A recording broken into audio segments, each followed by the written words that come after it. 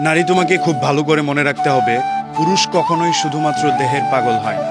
একটা পুরুষ যদি শুধুমাত্র দেহের পাগল হতো, তাহলে খুব কম টাকায় বাজারে এই দেহ কিনতে পাওয়া যায়।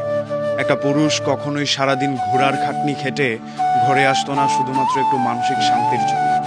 যদি পুরুষ শুধুমাত্র দেহেরই পাগল হতো, তাহলে পরিবারকে ভালো রাখার জন্য কখনোই দেশ ছেড়ে প্রবাসে গিয়ে অনিশ্চিত জীবন যাপন করতো না।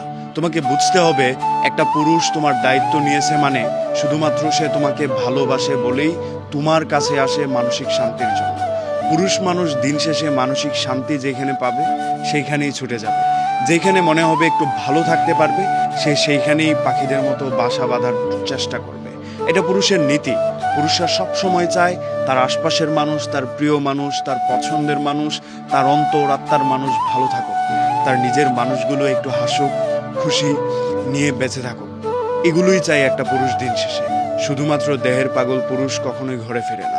শুধুমাত্র দেহের পাগল পুরুষ কখনোই নিজের জন্য ঈদের কেনাকাটা না করে পরিবারের জন্য করে না। পুরুষ যদি শুধুমাত্র একটা দেহ কিংবা একটা নারীর পাগল থাকতো, তাহলে এর চেয়ে সুন্দর দেহ কিনে নিতে পারতো সে প্রতি মাসে যেই টাকা কামায়।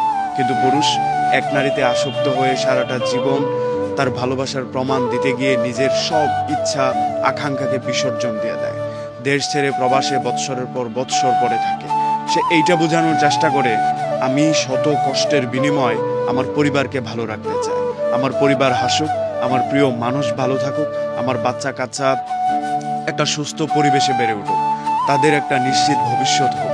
এগুলোর চিন্তা করেই পুরুষ তার নিজের শখ আহ্লাদ বিসর্জন দিয়ে সারাদিন ঘোড়ার খাটনি খাটে, কিংবা দেশ ছেড়ে প্রবাসে গিয়ে লাখ টাকার ঋণের বোঝা মাথায় করে একটা অনিশ্চিত জীবন যাপন করে।